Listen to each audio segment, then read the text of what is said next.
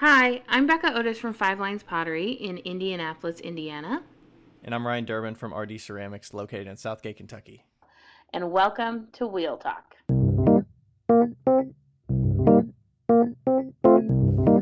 Hey guys, we've loved answering all of your questions so far. If you'd like to hear your question on the podcast, please send them to us on Instagram at Wheel Talk Podcast or by email to wheeltalkpodcast@gmail.com. Thanks. And then there's the fact that we're parents to our children. So it's like we have to we need to focus on ourselves and our own relationship, and then we also need to focus on how we parent our children, and we also need to focus on like who's parenting how and when to which child. Every kid needs something different. Like it's a constant. So yeah, 100%. Like the fact that I feel like any relationship, like for us, we have these different relationships within our home. And, you know, for a married couple or a couple in a committed relationship, they're having their own, that relationship is just always about communicating. Always about Yeah. Which will shock just you. Any relationship too, like any relationship. I'm like sure anything, like Becca and I have to do back and forth of like shared responsibilities and like expectations, and then like hopefully not dropping the ball on certain things, and then like showing up on time, like this week. Like he all dropped of it. Last week. Yeah. He was like, my timing is so off with these. Yeah. Mostly like getting podcasts listened to and prepped, so they're like ready to go. I usually wait till the last minute. He's the worst. I'm like Friday night. It could be 7:00. Not usually. It's like 11 p.m. midnight. I feel like that like deadline pressure. It like gets us all. It's lights a fire under our butts, and we're like, oh. I think if I had to clean it up like Becca does, I would actually know what's involved in like tweaking it. Well, what's wild and what's the thing about like. And I don't know your schedules on Fridays too, so I'm like, I don't know. What's me is that he's waiting until the last minute. This is like a therapy session. He's waiting until the last minute. And Bill after. And I've finally come to expect it, but like, you know, if I did something wrong, which is more often than not, if I did something wrong, I get a text at midnight saying, "Hey, can you fix this for tomorrow?" Like, like what? Well, I think I was like, you don't have to fix this. Like, fix it after it's released, and it'll just like it'll update on its own. There's gonna be like 100 people maybe that listen to it. But I expect it by now, so it's fine. How many people do you have listening to the podcast? Are you able to see that? I think yes. Yeah, we can. We go like up and down. So where am I going? It's gone. Oh, because your video is blocking it. That's why. Right now we have, I think, like 1,200 listens. Wow. A lot of listens. So, like the last 7 days, we've had 1,374 downloads. Wow. And that's over all of them, so they could be listening to the most recent. They could be listening to any. Do you ever think about that? Do you ever think about the fact that like you literally have thousands of people listening to you guys on the regular? I'd like to not think about that. Okay, cool. Let's just gloss over that. Never mind. I think we expect that it would be more than that when we like compare over time, that we would expect that it would keep going up and be like reasonable growth. But that's just like put on us internally of like what. That's your own expectation of yourselves. Well, like I feel like more value. The value should compound over time, and hopefully that the number of new people coming in would just keep growing and there'd be fewer people leaving. So it seems like it would have grown more at a... You decided. But yeah. And there's no gauge of like what the expectation is and like how we're matching that trend. It's just like we compare it to like last year or 6 months ago and we're like, that number actually dropped a little bit, but it could be like who we talk to or the topics or the title. Yeah, that's... I try to think about this when it comes to like follower count, which let me insert here is like the dumbest thing of all time. Follower, like anybody deciding that somebody's follower count is important it's like, it's very fabricated. It's irrelevant, basically. But when I do think about it, which I try not to, I think like, okay, whatever. Let's say I have 100 followers, right? At what point in my life am I actively talking to 100 people at once? Right. Or do I actively have 100 people listening to me? That's a lot of people in a room.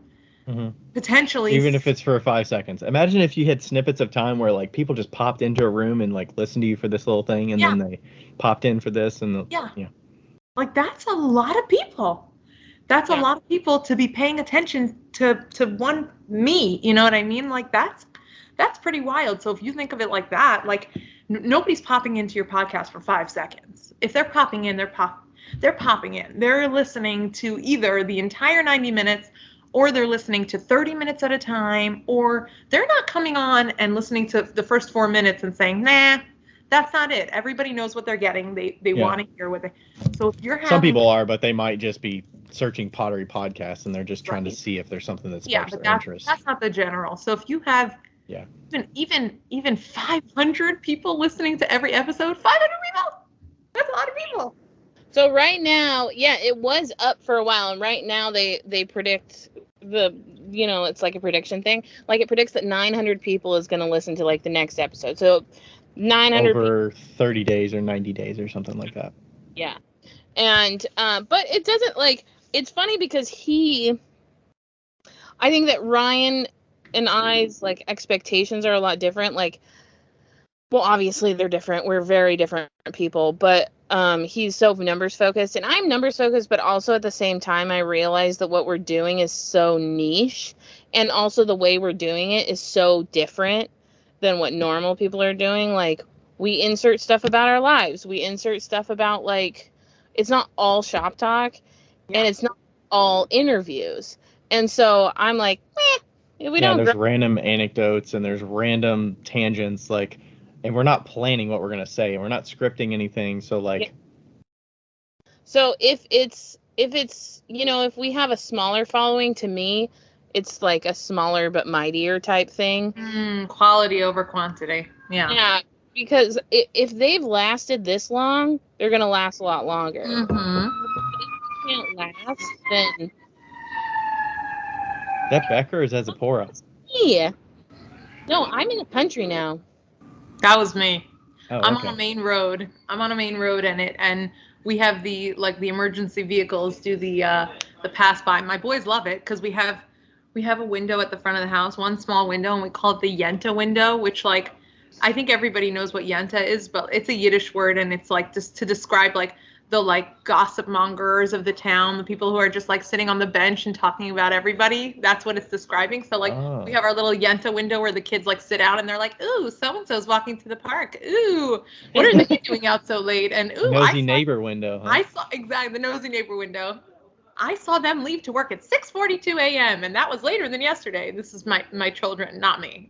I only sit at the Yenta window once in a while. So, but anyway, they love to sit at the window and watch the fire trucks and ambulances go by. That was all to say that.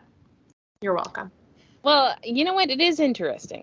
It is. It's true. As a kid, I would get really excited when I heard the ice cream man. Yeah. Who did I would beeline it to my room and get my bag, pocket full of quarters. And I'd be running out there and like get the. I can't remember what I got. I think I usually got like the SpongeBob thing. Oh my God! I called it in my brain. I was like the SpongeBob with the gumball eyeballs. Or the Ninja Turtle. I think there was a Ninja Turtle in there at some point. Yeah, sure there was. What child wouldn't choose the SpongeBob with the eyeballs? I never chose the SpongeBob. I was soft serve, and I still am soft serve all the way. Serve? From an ice cream truck, though? It's like packaged. No, it's not. Ew. What?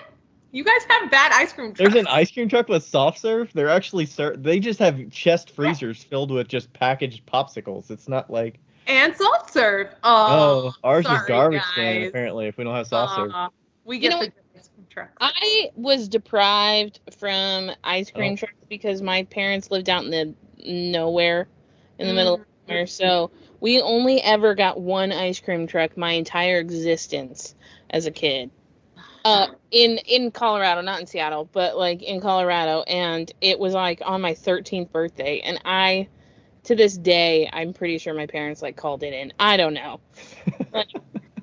It was a good call-in, though. There's no reason why the ice cream truck should have been in my neighborhood. On your birthday. I chased it around. I think it Who was. Who do you call for the ice cream truck? Like, what business? I don't know, but I chased it around the entire neighborhood, and that's like 4 miles on my bike, and it finally like ended up in front of my house because I didn't want to miss it, you know. That's great. That's commitment to the ice cream truck. Wow. Yeah, I don't think time opportunity in the middle of the country in Colorado. Yeah, I don't think our ice cream trucks had like health code that they needed to. So like packaged popsicles, you don't need like a rating to like serve a package of popsicle. Like a rating? Those I don't know. Started like started like 5 years ago or something. Okay, I don't know. I assume they don't have ratings of their food service on the. We used to eat like cockroaches. Come on, like nowadays you can't even get a good cockroach anymore. That's right. the taco places, they have to like follow the health services. Yeah. Like, what the heck is that? You're not getting quality. You're not getting the good stuff. I'm just kidding. Bugs aren't kosher. I was never eating bugs, but they were always, like the places were dirty. Yeah. Now it's ratings, and nobody's going into like a C-rated place. I don't even see B rating places. Like, do they stay B? I've seen B. I've not seen C. At C, they're probably like, we're shutting you down. They're probably like, we're not even going to give you a letter. Like, you can't open your doors. Yeah, probably. Have you ever watched Bob's Burgers? No. Is that like a Food Network show? Okay, so it's it's an animated show. Oh, now I see it. I see it in my mind. But no, if you. On Double B, Bob's Burgers. Oh, classic. Not like Triple D. House Mom. Double B. Is it a Food Network show? Is that a Food Network? No, it's not Unwrapped. Unwrapped is the best. That was the best. That was like How It's Made for candy. I fucking loved it. Oh, I loved How It's Made. I still love How It's Made. It's on HBO Max. How It's Made or Bob's Burgers? How It's Made and Unwrapped is on HBO Max. Ooh. Oh.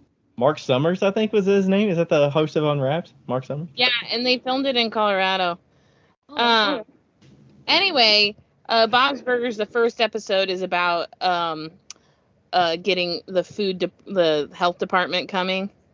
I think it's the first episode, the health department coming, because one of the kids told her whole class that they live next to a mortuary, that they grind up dead bodies and eat dead bodies in the burgers. So that sounds like a really cool show. Not on Food Network. It's like a Fox show. I think it's like a Family Guy show. Just confirming that we're not. Yeah.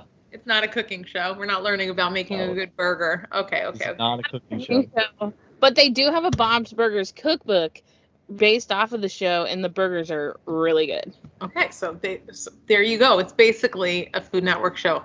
If you made a cookbook, basically. Food Network adjacent. No, exactly. Food Network adjacent. Whatever the B version of Food Network is. That's it. That's great. Anyway, I've been recording for quite some time because I figured it'd be interesting. And it was. And it was. So lived up to the expectation. Yeah, who are we talking to today? Yeah, we should probably. Yeah, you should tell us your name. Okay. I get so awkward. And how you introduce yourself. Okay. Well, okay. So I'm Tzipporah. Don't laugh at me. It's you know what? Why don't we start with you two? Why don't you two introduce yourselves? And then I will introduce. How do you like to introduce yourself? Let me see. You know what? I don't think the listeners know who's listening or who's talking. Well, you guys are listening and talking, so that was not incorrect. This is Ryan from RD Ceramics, located in Highland Heights, Kentucky. And I've been road is located in Van. Oh, you both did well. In where? In Van and where? In Memphis, Tennessee. Well, right now I'm actually in Munford, Tennessee, but yes, it's close to Memphis. Close enough. Okay.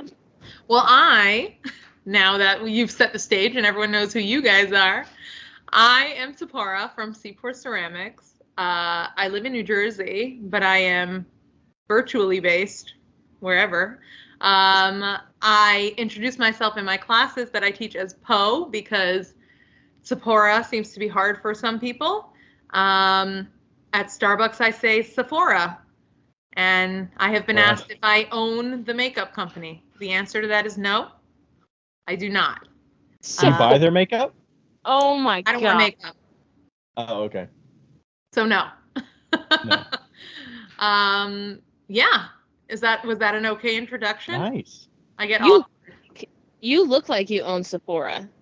Oh my God. Do I? Is it the acne? Tell me more. It's the glistening hair and facial structure, you know. The glasses, the earring, it's the whole kit and caboodle.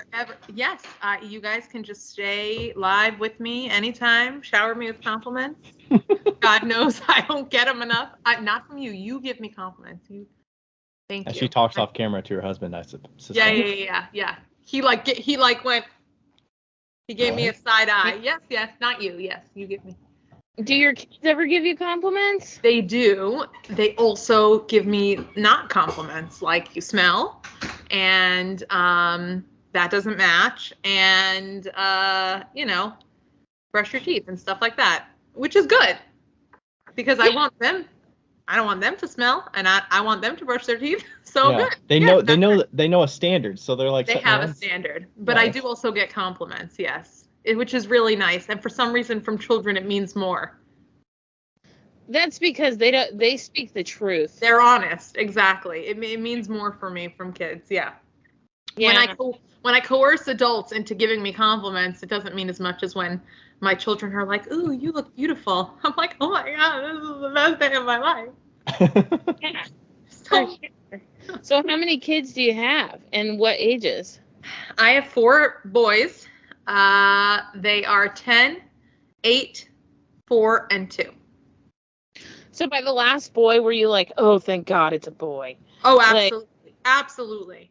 By the second one, once we had one boy and then the second one was a boy, I was like, "Ooh, we're not doing girls. No. Like this is the path for us." Yeah. You can have clothes. It's a lot easier. Oh yeah, and just the thought of, I mean, listen, kids are sensitive and kids are emotional across the board. Like I'm not going to generalize by gender because I don't think that it applies. Like children need nurturing and everything like that, but it's very different. Not that I have daughters to compare, but it is. From my experience with being a woman who was once a young girl, and I have sisters and I have nieces and I have friends who have daughters, it's just different. Boys are just in ways I believe they're wired differently. So it's great. I love it. Yeah. Becca, are they the friends that you're staying with, are they all girls in that household? Yeah, 3 girls, 7, 5, and 2. Okay. And let me tell you, not one day without a screaming match. Not one day. Not with the adults and the kids, or just each other? They're just everything, all the things. It's just like so emotionally charged. It's just and they're all different, right? Like you said, the kids are all different. And so like the oldest one doesn't she just goes into meltdown mode immediately. But she can be talked down, but it takes like 45 minutes, to really talk her down. And the middle one is just like super spicy. Oh, there was one of them. And no, but they're great. I mean, they're great, and they are just different. And you can't like control it either. They're kids. They just be kids. Yeah. Kids be kids. Yeah. And the emotions run high always. I think with my boys, from what I've seen over the years, it's like they get fired up quick, but they also cool down quick. Oh, that's nice. So it's like my oldest for sure is my most, like, as of now, he's my most like sensitive and emotional, and he takes things very to heart, but like just as quickly he'll turn around and be chill, you know what I mean, and like calm down. Whereas I think like girls in their minds, like everything is like, it's very thought about and it's very stewed upon, where like, I mean, and I get it because I can be like that sometimes. Like I'll overthink and then I'll rethink and then I'll dissect and, you know, like, oh, what I said, what they said, and did I read into that wrong? Whereas he's just like, all right, yeah, I didn't like what you said. He got mad. He slammed the door, but then he came out and he was like, hey, can I have dinner now? And sometimes as the adults, like the mom, I have to remember, like, I can't be bitter in that moment. Like, I can't be like, oh, no, I'm mad about how you just reacted and slammed the door in my face. Because, like, if he's over it, then I need to be over it. You know what I mean? Like, if he's past it, I got to be past it. I'm not going to hold on to anger at a 10-year-old. Yeah. You know? Hard, right? That's hard. It is hard. Do they adjust their interactions because they see their siblings? Like the siblings' interactions with you when they have certain scenarios come up and they get to like witness it and they get to see how the emotions are like treated and like how they work through it? Or is it just like they're just individuals and they're not really seeing that interaction with siblings? And I think naturally they all respond to things differently.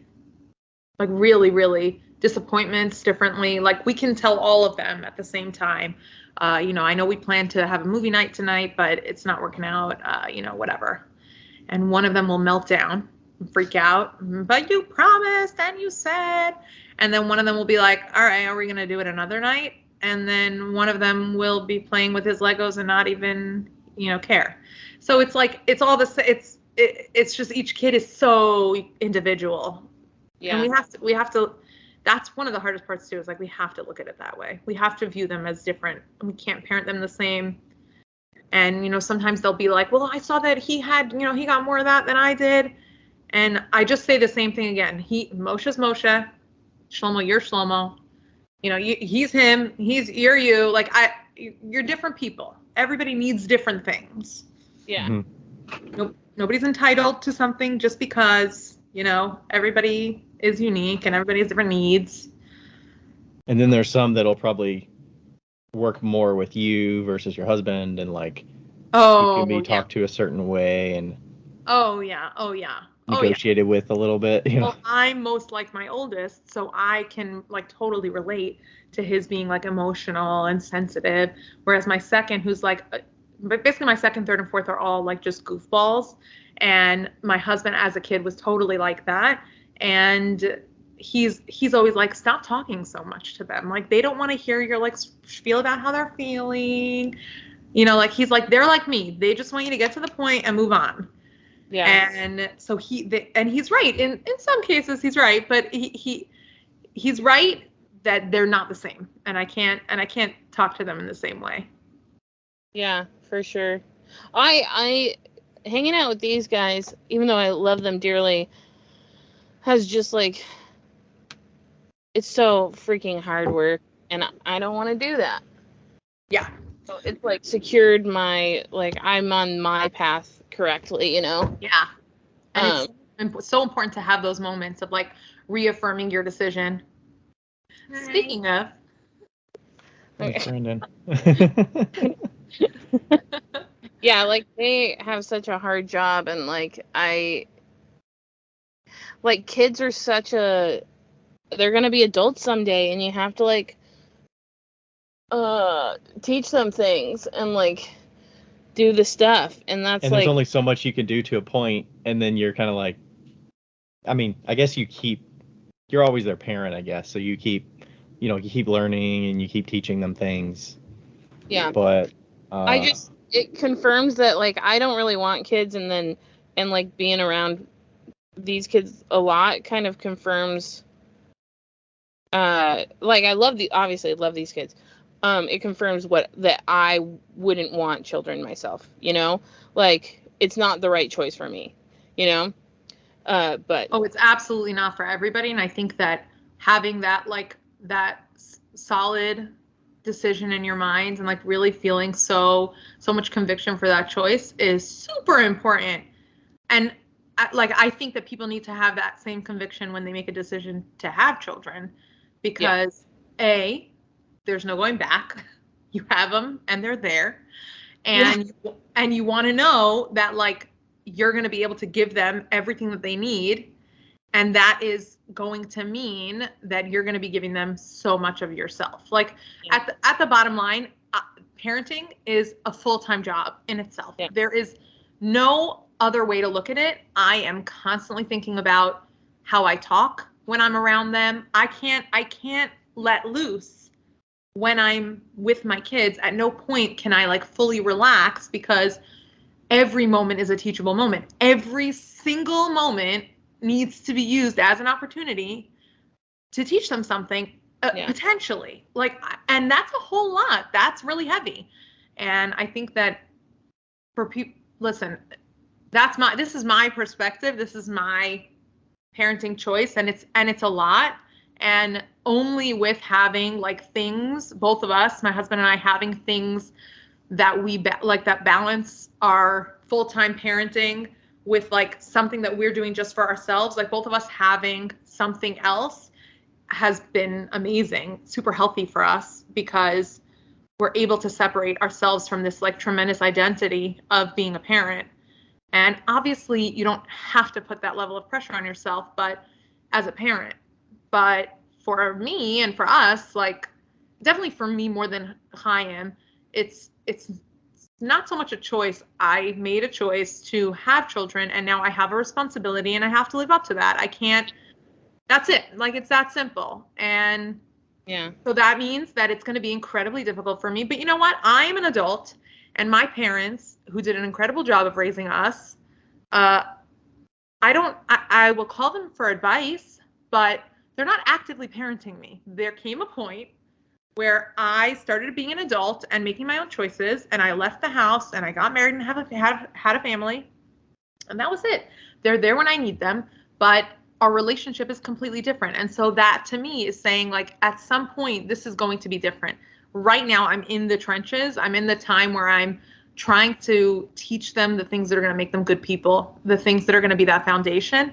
And then like once it becomes natural and once that's, you know, all really solidified, there's going to be an opportunity to take a step back a little bit. But for right now, it's a lot. I feel really lucky that I have friends that like wanted to have kids, like chose it, and like are actively parenting, you know? Yeah. Like, and to like see it. To see that, exactly. Like to be able to witness it, you know? And like that's just really cool. And it just, like, every time I come here, I'm just reminded that it's just so freaking hard. And such a time commitment and mental commitment, financial commitment, like it's just so much. You give like all of your life to it, so it's anyway, like I said before, you're a freaking superhero. Thank you so much. Thank you very much. I will take my medal, please. And thank you. The only thing that I'm going to say, like, to cap that is when you see friends doing something that you're like, wow, parenting, that's crazy, you're amazing, like, to say that, it really means a lot. Because like for somebody from the outside looking in to just take 2 seconds and say like, wow, it seems like you're doing a really good job, and I know it's hard, but you're crushing it, and you're working your ass off, and I can see that, and you're doing great. Like, that's all that carries us so far, because it's just like just a little bit of acknowledgement from somebody who has nothing to gain from taking a moment to say something nice, you know? Yeah. And it seems like parenting can be like a thankless job, quote unquote job, but like, not quote unquote, it is a job. We don't have to do this. Even if you're like, even if you have another job, like you're still like doing this around the house, like at the house, in the family unit, like it's still a job, even though there could be other things that you're doing. Like, well, when people say to me, what do you do? The dreaded, what do you do? I like to break it down from there. What do I do for fun? What do I do for income? What do I do most of the day? Like, what's that question? Yeah. What do I do for income is different than what do I do during my day most of the day, different than what do I do for fun, So what do you really want to know? Do I work? Do you want to know if I bring in income? I mean, I work my ass off every single day. You save income, that's for freaking sure. Yeah. I have done that for many years. You saved a lot of money. Yeah. Now I'm paying it more. And I have, my kids are all, we've reached a big chapter shift in my life where all 4 of my kids are out of the house now. The 2-year-old, it is. He's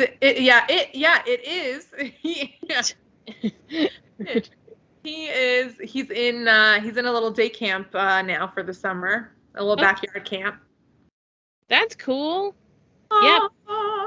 Brandon gets the 2-year-old next year. Emmy goes to school, and so he gets 1 now for like a couple of years, and I think he's pretty stoked about it. So. Yeah. So how's that shift been? Because it's very recent. It is very recent. It is 2 weeks old. Nice. I've had 2 weeks. How's it been? Well, I think that I thought. Or did you have plans going into it? So here's the thing. This is how I get. I always assume that I can do more than I actually physically can. So going into it, I was like, okay, great. I'm going to see friends. I'm going to see family. I'm going to do pottery. I'm going to sell pottery. I'm going to do markets. I'm going to do all of these like plans that I have for like, doing online classes and, whatever, all my other thoughts and ideas. And I'm like, always have ideas and always have things that I'm working on. And I was like, I'm going to do it all and it's going to be amazing. And then like day 1 comes and I like have to do dishes and laundry and clean my house and, and before I know it, I'm picking the kids up from camp and I'm like, oh, okay, right. I forgot. Yeah. I still have my full-time job of taking care of this family. I now also want to make pottery a full-time thing, which it's never going to be. It's always going to be second to family. It's always going to be my part-time thing. Yeah. But it's just a little more hours to it than it was previous. Exactly. And it's been it has been amazing to just have a chunk of time that I know I can do whatever it is I want to do. Like, I don't remember when it was, but one day I was like, I'm going to go down to the studio, which is in my laundry room, very glamorous, very fancy. Don't be jealous. And I was like, I'm going to go down there and I'm going to stay here until I pick up my kids from camp. And that was amazing. I have not had that opportunity because for the last 2 years, it's been either nap time for my baby or after they've all been in bed when I'm exhausted. So it's been really minimal throwing. And now to be able to say, like, I'm going to literally spent 6 hours straight in the studio, that's something I've never, ever been able to do. Wow. Yeah. That's amazing. Pretty cool. Yeah, you had a little challenge last week. What was your challenge that you had that you were working toward? Oh my goodness. Well, so leaning into this, like thinking that I had all this time, and I had scheduled markets. So my husband's a wedding photographer, and there's like a period of time in the Jewish calendar where people are not getting married. It's like a commemorative time of mourning. So Is there specific dates? I need to know dates. Yes, there are dates. It's based on the Hebrew calendar though, but It tends to fall in 3 weeks of July.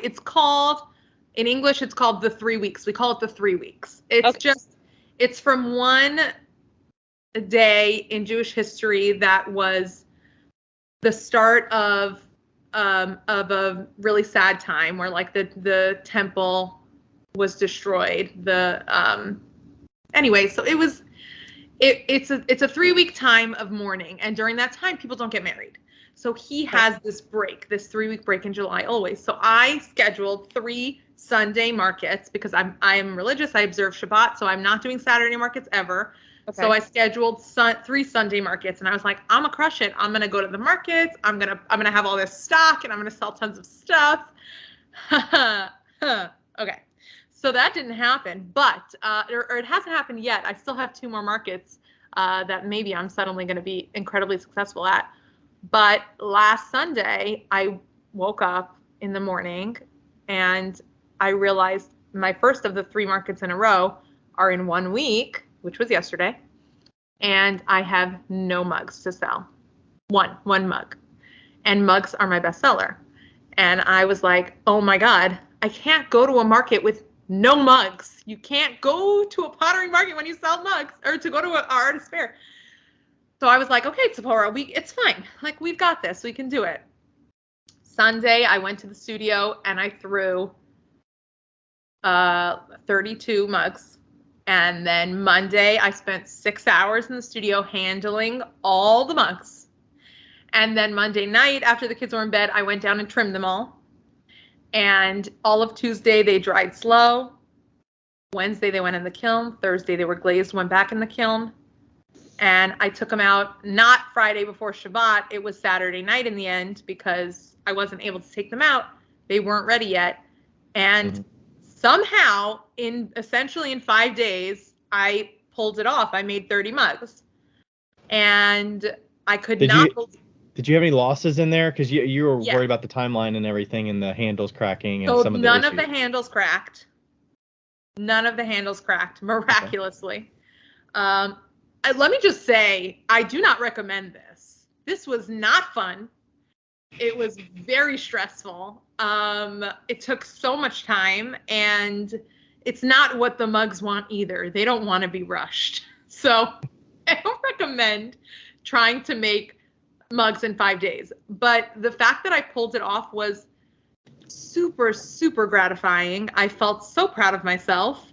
It was definitely like all I could think about all week. So if you're wondering if there's like a sink full of dishes that I had ignored for days or laundry piling up, definitely. It was all I thought about and all I focused on. But we did it, and it was awful. And I sold like 2 of those mugs yesterday. Well, now you have 30 of them. Next Sunday, exactly. Don't need to make anything for next Sunday. I always think about that when you have like a really bummer show. You're like, well, don't need to make anything. I'm good. Oh, yeah, like, that was definitely.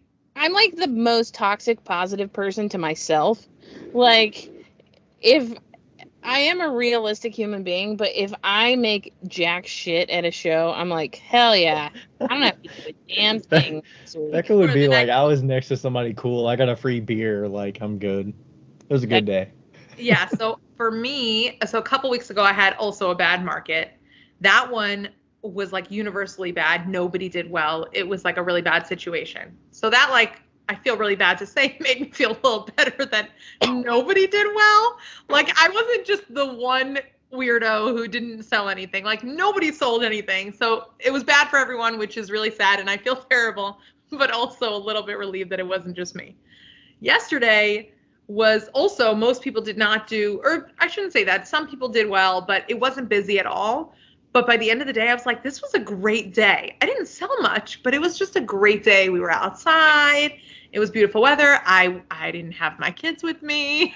It was a Sunday. You know, like, it was good. It was a good day. I just didn't sell anything, and that's fine.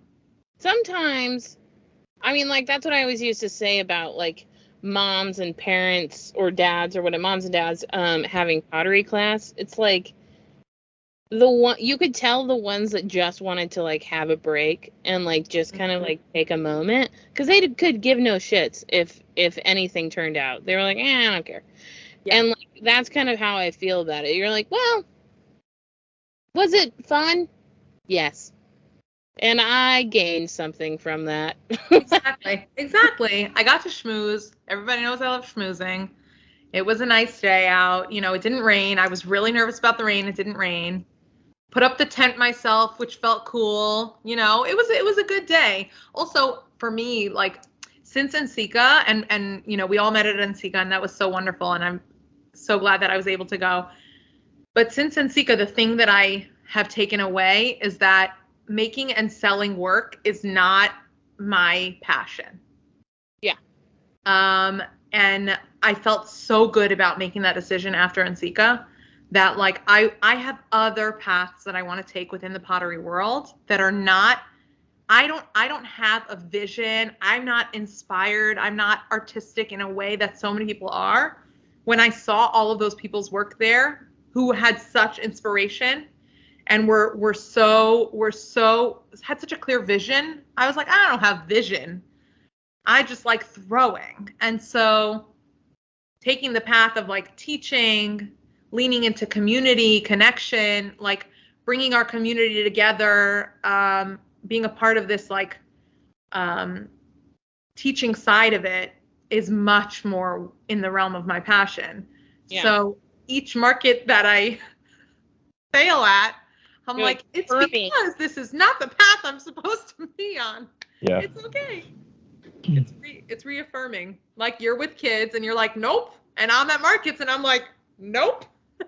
Yeah. Nope. But I enjoyed the day, and you like talking to people and stuff, and then you're like, okay. And I think we all can like look back and remember teachers that like really enjoyed it, and you really want to value and show appreciation for those people, because it is hard to come by people that actually do really well at it and like really love that. Yeah, like teaching is not something that I would say that I'm a good teacher, that I'm not a bad teacher, but it's not something that I enjoy. So to the point of like when I was doing classes, I was like, I don't care what you do.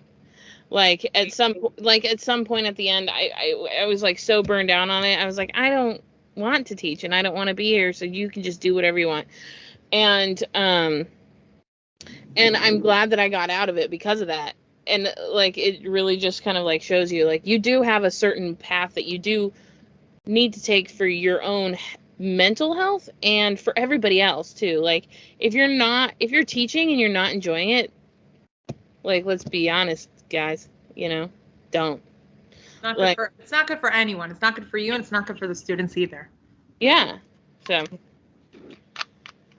how do you try to incorporate that, and do you use that to decide what you produce for Instagram, and are you getting into YouTube a little bit, or how are you kind of teasing that out and deciding how you want to go with it? Yeah, that's a good question. So am I thinking about YouTube? No, because I think that there are so many incredible teachers on YouTube who are putting up incredible content and classes, and I just don't think that that's the path that I want to take. I think that for me, the viewer to like maker, the wall that's between the two is very hard for me, because I thrive on connection and I thrive on conversation and meaningful interaction. Because of that, I feel for me that YouTube is like, I'm going to put this out there, and if you like it, great. If you don't, whatever, I won't know. Most people are not cultivating relationships on that platform. So what I do is I put like really short, or I try to put real length, REEL length classes on the gram. And then the ultimate goal, it's one of my summer goals, which I have too many of, as we've established. One of my summer goals is to put full length classes on my website for purchase, but like affordable, not attainable. And that way it's like I can potentially be bringing in some income when at this moment I'm not, basically. And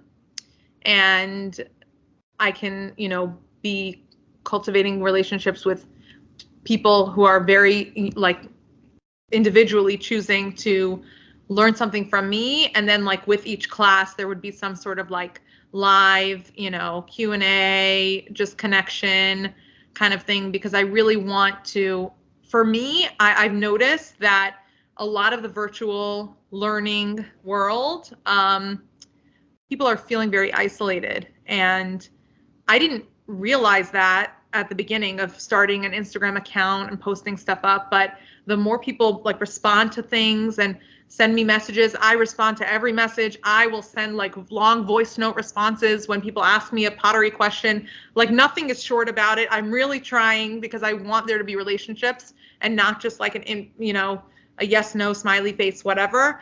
And so many people have told me that they feel so lonely. They have a wheel, they can't afford to go to classes, or they've already invested in a wheel and clay and everything, and they don't want to now invest in classes at a studio. COVID obviously made a lot of people take their hobby home with them.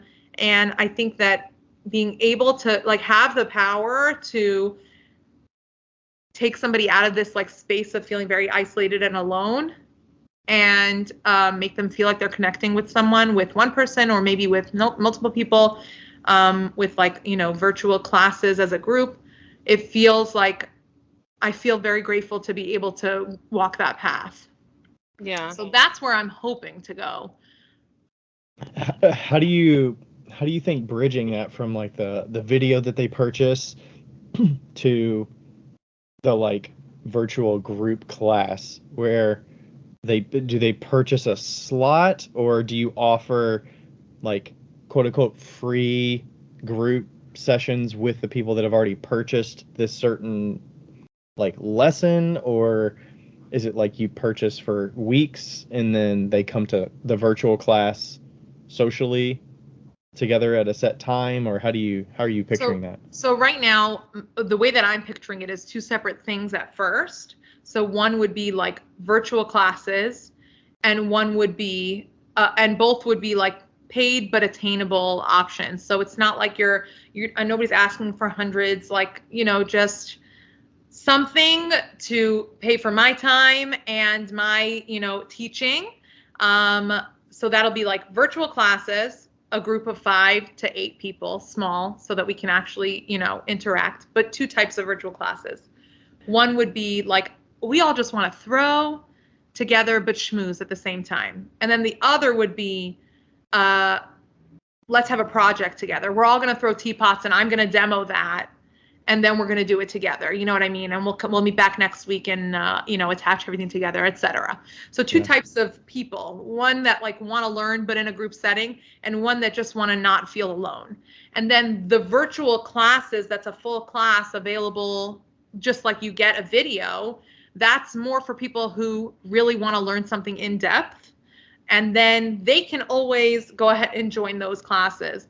But the virtual class will always come with something like a one-on-one, like we're still schmoozing. Like you're connecting with me as your teacher. I'm not just a face on the screen, which is what I feel like YouTube can be for a lot of people. It's like I watched a video, but now I have questions and I didn't really see that angle so well. And, could you explain that in another way? But you don't have that ability to do that. And so I think like I've told myself no to YouTube for that reason, which might not be the fiscally responsible choice. Mm-hmm. Meh. Who has 4 children anyway that needs to support their family?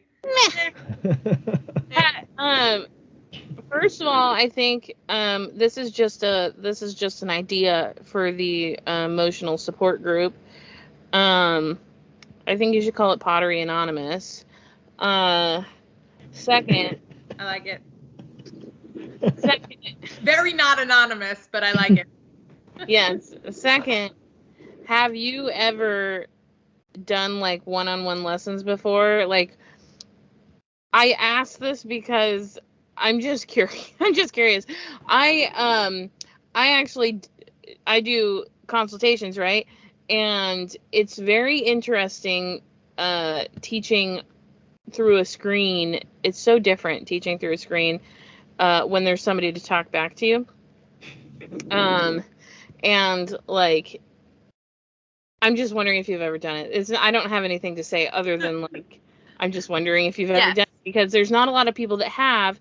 And I guess I'm wondering if you like it better than teaching in person, because I do. I prefer just to like using the words that I literally don't have, because I'm a horrible speaker, but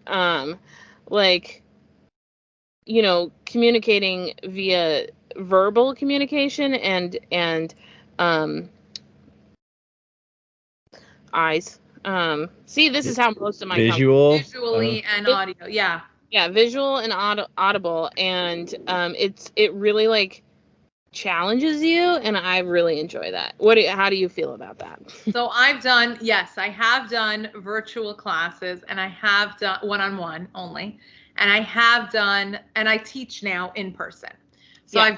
I've done both, and I think like the hardest part about the virtual is like you can't physically be like, no, don't do that. You're about to do something wrong. Like, don't do that. That's hard.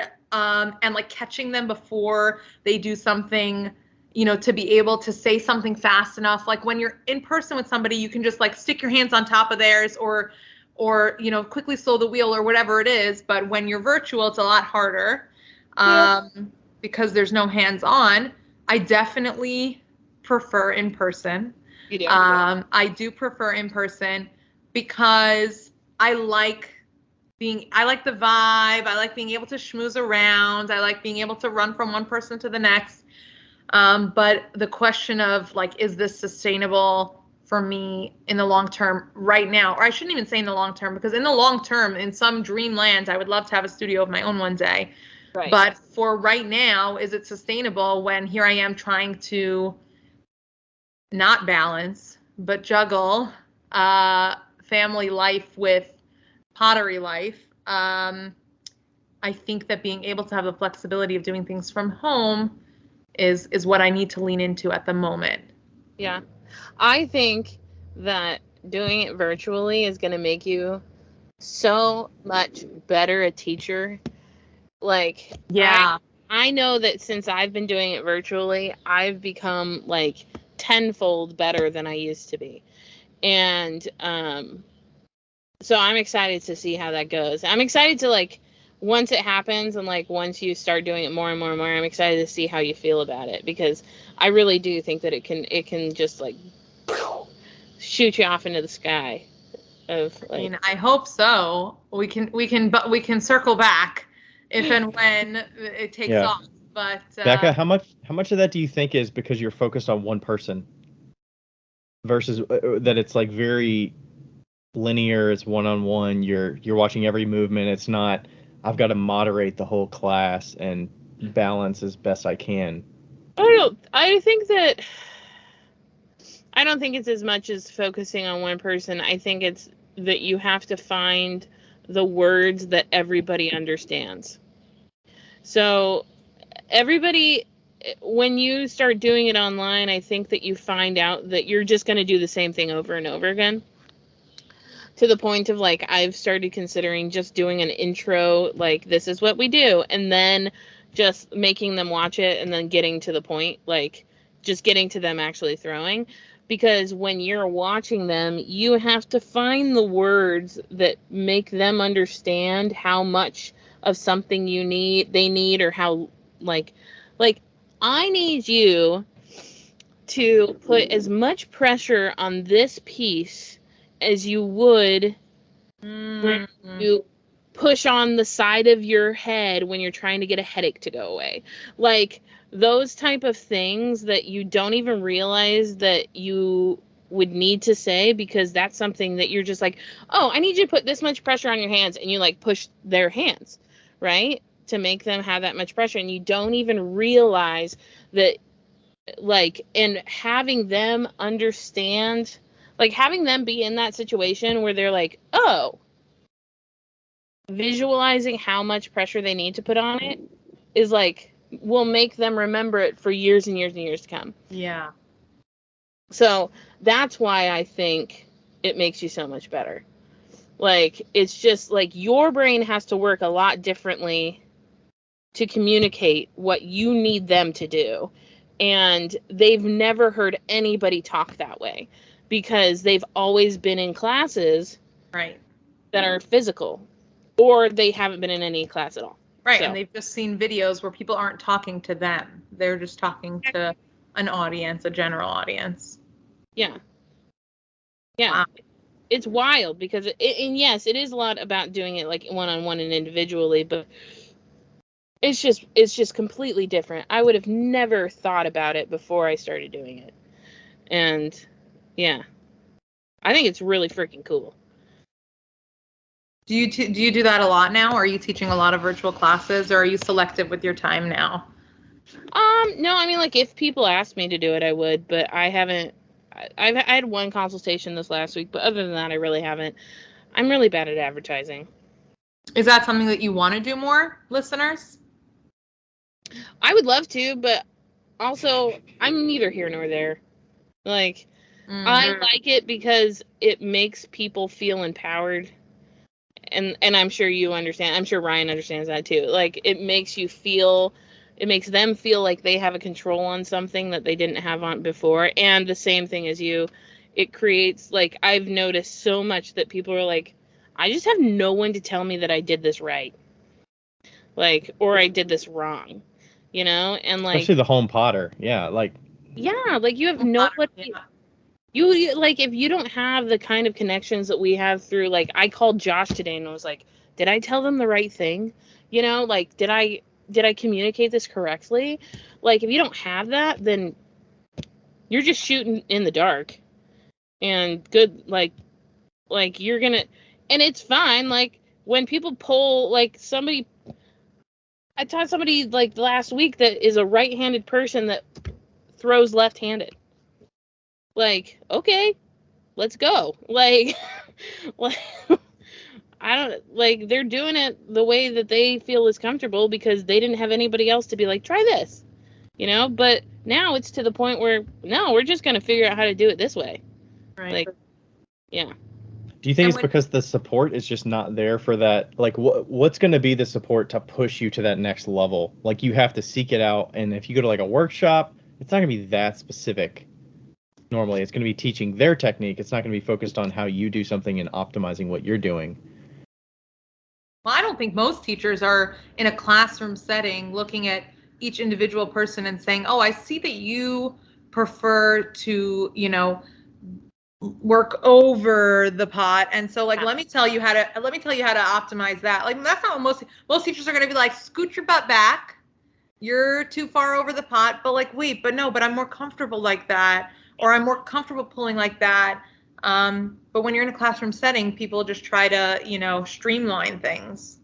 Well, and also old school teachers, like, we've all had old school teachers, if you had any teachers, right, that are like, you have to do it this way.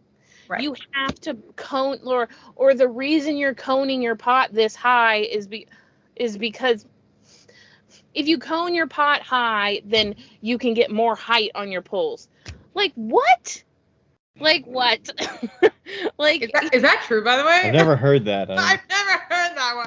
I've never heard it in my life, and somebody told me that their teacher told them that, and I was like, that's bullshit.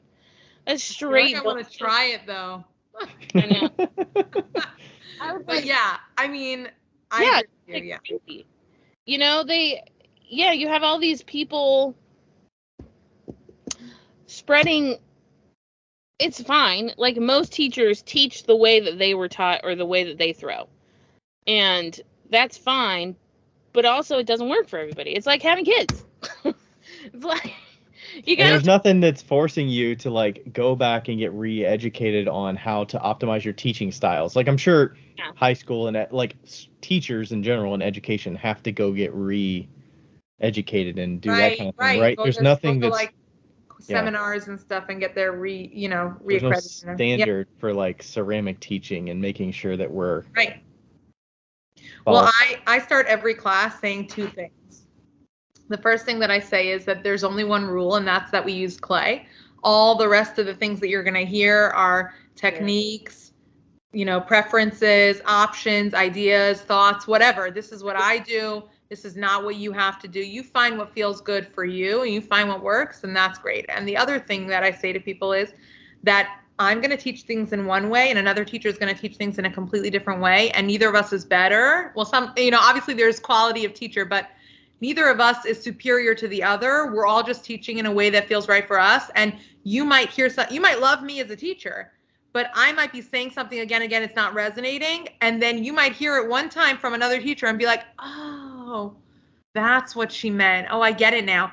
because everybody says things in a different way and everybody needs to hear things in the way that works for them. And so each teacher is not right for each person. If you're in a ceramics class and you don't feel like you're getting the support you need, or you don't feel like you're learning something, try another teacher, because you never know. You never know. And so when I'm teaching, I'm like, I open up like this. I use the strength of my middle finger with the pointer finger going down. My hands are locked together. You might want to open up like this. You might want to open up like this. You might want to go like that. Like I'll, thumbs together, two thumbs, one thumb on top of the other, whatever. All of these are options. Find what feels best for you. This is what I do. Yeah, I do the same thing. And I do essentially the same thing. Like, I'll be like, you're going to throw the way that you throw.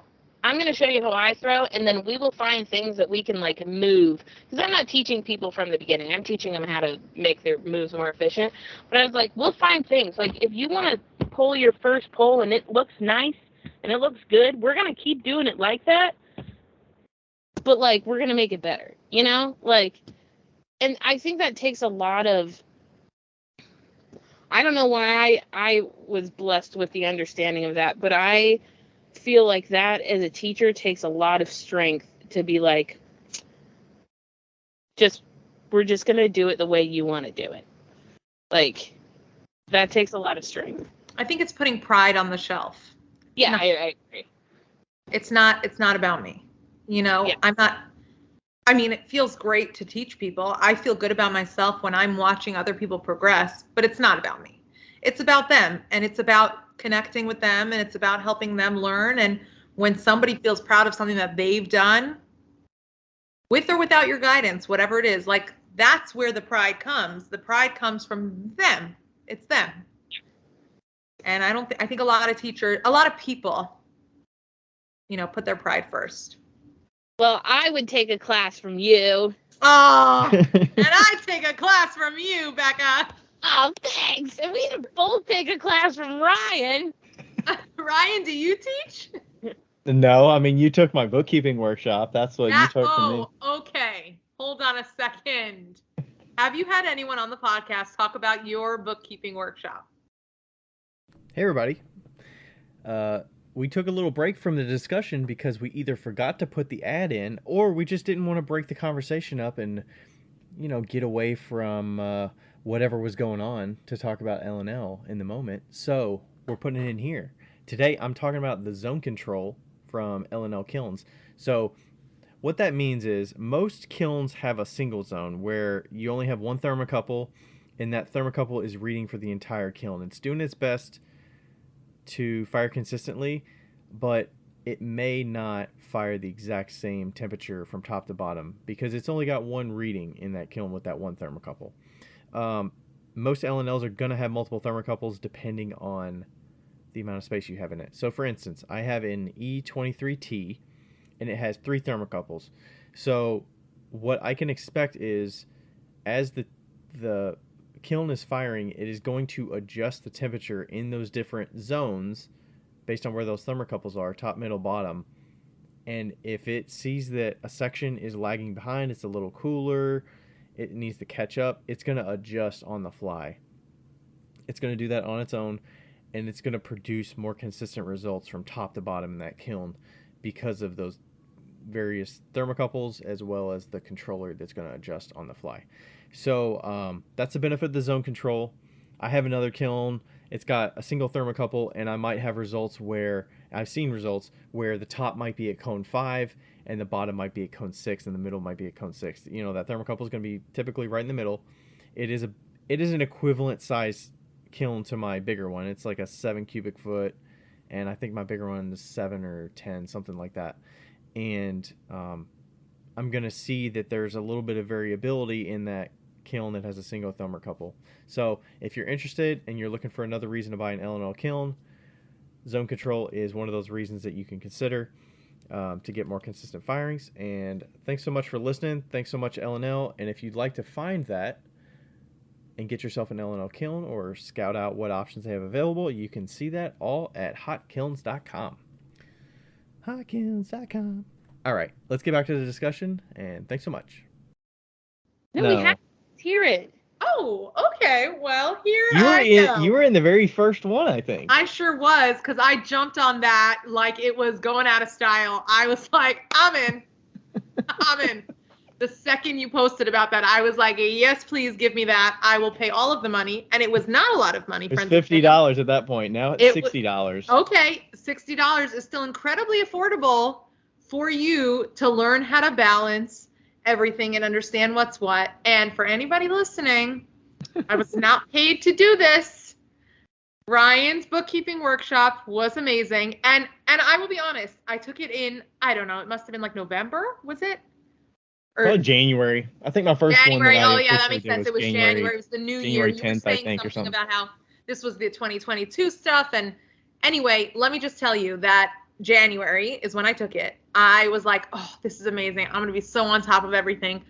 Spoiler alert, she was not on top of everything. But came June, and I was like, I have everything I need, and the knowledge, and the video recordings, and the emails from Ryan to be able to be on top of everything starting now that I'm ready. And I kid you not, minutes later, and I was like, I was golden. I was good. It was awesome. Needs to take your workshop. Take it. If you're considering it, you know what? If you're considering it, you can feel free to reach out to Ryan and ask him any questions. You can also feel free to reach out to me and ask me any questions. I'll tell you how awesome it is. I'll just repeat myself. You'll hear what you heard me say here. And I was very like tiptoeing through when I was doing it. And we talked about it on the podcast. I was so like slowly working my way in because I did not want to set up a situation where I got a swarm of people that were disappointed. It's probably now so much better.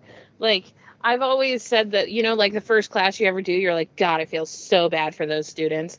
Like, I bet his workshop... I mostly felt bad because it went long. And now I'm like, I just set it for an hour and 15 and I'm like pretty much by the book. Like, I'm right on time. And it gets repetitive because it's pretty much the same thing every time. But it's, you know, it helps me like refine how I want to explain things and hopefully keep it somewhat like talking about accounting and shit is not interesting for a long period of time. So some people are going to like dig in and they're going to ask a bunch of questions. Some people are going to be like, I just need the recording. I'll get to this at some point.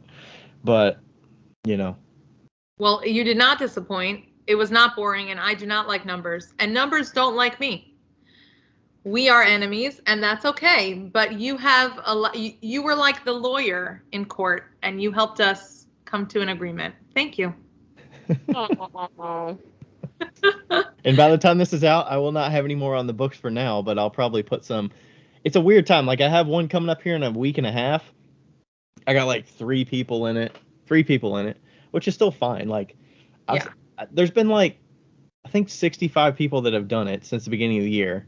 That is insane, Ryan. Like, it's a lot of people, and it's been good on the money too, on the teaching. Like I've made more doing that, teaching to 64 people over like 5 dates than I made all of last year to like the last year teaching date nights. I'm like, I enjoy this much more than teaching date nights, you know?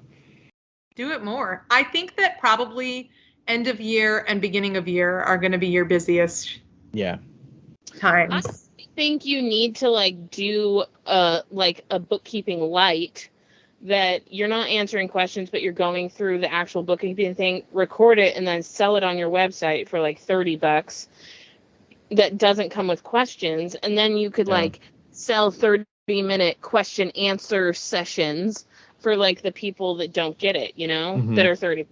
So it's still equal to 60, but you're only like working for 30, you know? That's true. And timing, well, see, that's like the passive income versus the active income. So it's like passive, if you have something available on your website, which is, you know, what I want to do with the classes, same thing. Like I've spent the time recording it. It's up on the website. It can be purchased as many times as you want. So that would be great for passive. And also not everybody is available for like, you know, 8 p.m. 2 hours on a Tuesday. On a Tuesday, exactly. Or on a Saturday or whatever it is. So that's a great idea, Becca. The ability to just buy it and learn something. Because I know that you want to be able to like customize it to people if they have questions. And I just feel like that's a good it's becoming very standardized. Yeah.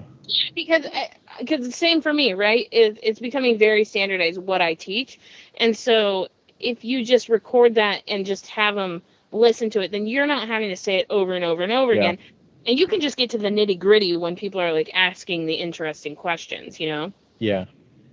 Yeah, it's interesting because it's like, do you teach them just the ways to like piece everything together? Like the Getting Started guide, they download all the files and then they've got to manually piece it together on their own because each file is unique to that person. So there's no standardized way to do that. So I'm like, do you just go to the nitty gritty or do you have to explain the reasons why you have it structured this way and why you want this information, So I think Becca and I have the same idea. You're thinking too much. I think I have a different idea, but you're thinking too much about it. I will say that first, because you always do anyway. He's an overthinker. I also think that if you did one session, okay, so if you had the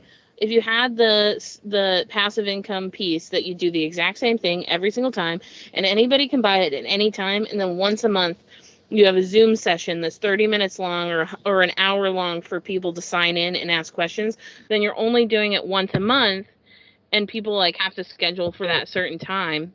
And that way you don't have to like schedule out individual ones, right? You can do it on a Saturday or whatever. Mm-hmm. Or maybe twice a month, like do one weekday and do one weekend. And people like me can't do Saturday. Yeah. Right. Like do one weekday, do one weekend. And that way you don't have to like have, I don't know. It's a little bit Do you more... offer that? I think we talked about this before, but they buy the passive thing, and then do you offer the live thing? They have to purchase it, and is it only available to the people that have already bought it in the past? Okay. Yeah, you can't just go in blind. You gotta like. Yeah. I'm wondering how much of a conversion I would get on the people that have purchased it in the past, because I have a wait list of people that have shown interest, and typically it's very slow of people buying it. Well, I think that more people would buy it if they didn't have to hop on a Zoom call. Yeah, I agree. Okay. And also, my idea, which was different than Becca's, Becca, you were right, is that some people, like myself, might be super lazy and not want to have to even figure out how to like make it work for them. And you can offer that as well as like a separate piece. And I will video chat with you and walk you through exactly what to do to get this customized to you. And that can be a half an hour of your time for another $30. Oh, more for that. 45. More, whatever. I'm not good with the price. Because it's one-on-one, yeah. Yes, okay. You know better than I do. But whatever it is, because people will pay money for to not have to waste their own time trying to figure this stuff out. Sure. So that's another. Typically a lot of people will get the workshop and then they won't even do anything for at least a couple months or 3 months on their own. So. That was me. Yeah, I heard that from multiple people. So. Yeah. Had you set it up for me, I would have probably. How much do you think people have to know what they're getting into beforehand? Because I feel like it's so abstracted. They either don't know if it's going to work. I worry that they're going to purchase it and then they're going to be like, I'm not going to do all this work. And it's just wasted money. Like, do they need to know? Do they need something to catch their eye and catch their attention? Like, oh, that is so easy before they decide? I mean, I think that if you have like a description that explains, what they're going to be getting in the video and it's very clear. I don't think that that's like not communicating anything to anyone. I just don't want it to come across as like this will solve all your problems workshop. Like, yeah, so I wouldn't like title it as this will solve all your problems workshop, and then I don't think you'll have that problem. Yeah. I think ultimately what other people choose to buy and spend money on, and whether or not they're happy with what they got it's not in your hands. Mm-hmm. You're putting forth a service and a product, and if they're not happy with it, that's on them. It's not on you. You're doing something worthwhile, and it's your time. And if they are not happy with what they got from it, they're more than welcome to say something or sue in it themselves, but that's not on you. Yeah. So how much, when you're creating content and producing for Instagram, are you thinking this is a nugget that will give people a reason to want to learn more from me or participate in a Zoom in this new thing that I'm going to come up with this summer, you know? Well, yeah, I think that all of the, like, once I decided, and this was months ago, around like Passover, Easter time, like all of my timelines are based on Jewish holidays because there's Jewish holidays all the time. So like that's when I think of things. That's when how I remember it. So it was like around Passover, Easter, spring break time where I was like, I want to do these classes. I think what I'm going to do is start posting like more teachable reels on Instagram so that people who like my style of teaching are going to see them and they're going to follow me, and then they're going to see more of that same stuff, and they're going to be like, "Ooh, we like how she communicates, we like her vibe, whatever it is." And then like if they're following along and they're learning something new and they're happy with, you know, what they're getting on the Instagram profile, then maybe there'll be people that are going to purchase classes. So like my intention is to be giving those like almost like trailers of what's to come with the reels. The best is yet to come. That's right. Yeah. Yeah. Becca, did you feel like you had to do some of that to like drive people to do consults, or do you feel like you've been like in the back of their brains through Instagram and the way that you? Because I'm trying to think, how much do you talk through what you're doing that you've made that like real for them, or is it just like your MVPs are like, oh, I know she throws fast, like it's totally worth it? I get the most consultations when I throw a video, like when I do a video of me throwing, and then like this last time I did a video of me throwing and somebody was like, wow, your polls are goals. And I was like, well, my polls could be your reality if you just took a consultation. Did you say that? Who did I say that? I said it. Did you say it though? Yeah, I did. Oh, good. Yeah, I was like, well, that goal could become a reality if you just took a consultation. And she did great. It was this last consultation that I did. But yeah, I don't know. I've just like stopped kind of like advertising them, I suppose, because it's just like I'm awful at advertising, and I haven't really figured out my whole shtick. I think that I stopped advertising because I want to get to the point where I can just send them a video and then do a 30-minute consultation, you know? Yeah. And the like group setup wouldn't work for you because it's the tough thing is it's like finding that really small group of people and then the time that matches them and you, and yeah. I just like, and I don't need multiple times. I just need one time with one person. And most of the time we can get it done in 30 minutes. Like most of the time I can change what they're doing enough so that they feel like they're on their way to where they want to be in about 30 minutes. Because like my system is, we start with the way they're opening and then we go to their polls. I don't do shaping. I don't talk about shaping because that's not my thing. Like, I'm not even good at shaping stuff, so like why would I teach that stuff? I don't try to teach centering because also that one's the hardest thing to teach on over the web. And if we get through all of that stuff and they get it right away, then I go to bowls. I'm like, okay, let's throw a bowl correctly, like so that you don't hate it. Like, you know, but like that's it. That's all we do. So, but it has to be that one person because we go through at least 10 balls of clay in that 30 minutes. Yeah. Wow. I tell them to have 10 balls of clay because we go up, and then if it flops, it flops. We throw it away. We do another one, and then once we get to a cylinder, I tell them to throw it away. We cut it in half, just to see how they did with, like weight at the bottom and thickness on the bottom, because I can't see that. You know, like you have to cut it in half if you're on a video. And then we do it again, and once they feel really confident, then that's it. You know. Do do you have them throw like their normal pot first, and then you set a baseline, and then do you tell them a standard of what you expect, like this 1 pound of clay should get you this height, or is that just more of like we're just trying to move incrementally? So I don't know, because so I say I start off everyone with pretty much the same questions. I say, okay, how much clay are you using? What do your mugs look like? Like, how many ounces are they? What are you like throwing to? Are you carving? Because that matters. And like, what's your goals? Like, are you trying to get faster? Are you trying to are you struggling in a certain area? Or certain things. And then so I have them throw just a regular cup that they normally would. We stop it before they shape, unless shaping is the issue that they're having.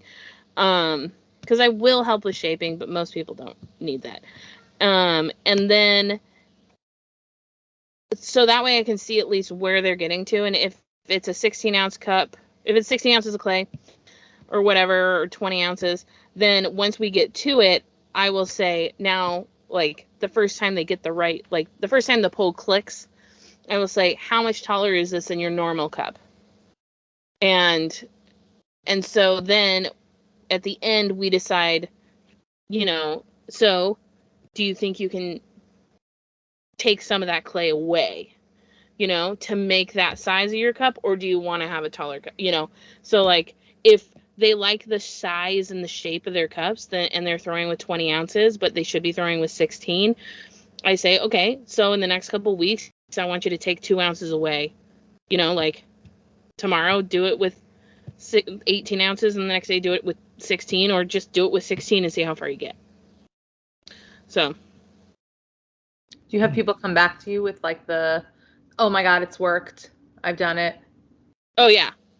Like, and I don't ever have any like return customers. That's the problem. It's the problem, but it's also really amazing. Yeah, probably one of the better ones was one of my very first ones, and that was why am I forgetting her name? The Canadian cussing lady. Cussing lady? Like, she cusses on all of her cups, and like, she's in Canada and she has 2 dogs, and I don't know.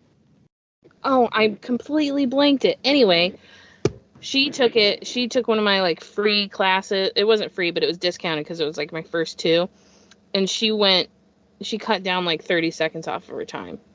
Wow. That's awesome. Yeah, and she did like all the math and showed like how much money she's making or saving because of it. So. That's so cool. But yeah, no return customers. But people should be recommending you. Thanks. It's fine. I mean, like, it's fine. It's a very niche thing to want, So, yeah. And I don't know if testimonials are going to be like the seller. You almost have to catch them in the moment or something, or they're at a stressful time. Or how much is it like people don't know what they can optimize versus like what they're doing is just fine? Right, that's the thing, because like, you get taught, what I'm doing is very unique. What I'm telling people is that how they were taught by this professor that has been throwing for 45 years might be wrong.